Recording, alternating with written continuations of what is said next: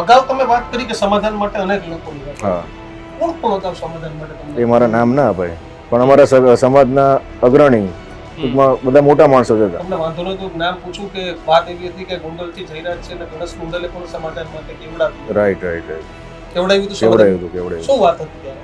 બસ કે હવે જે બી થયું છે એ બધું મન મૂકીને બધું ભૂલી જાઓ, સમાધાન કરી લો, એમ એવી વાત હતી. ત્યારે આપણે ના પાડી હતી, શું વાત હતી?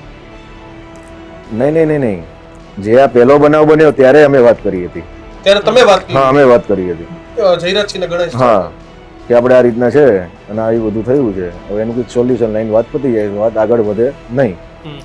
આમાં જે થયું છે તો કોઈને ખબર નથી, આમાં નામ આવ્યા છે એટલે એ તો બધું આગળ જ થવાનું છે.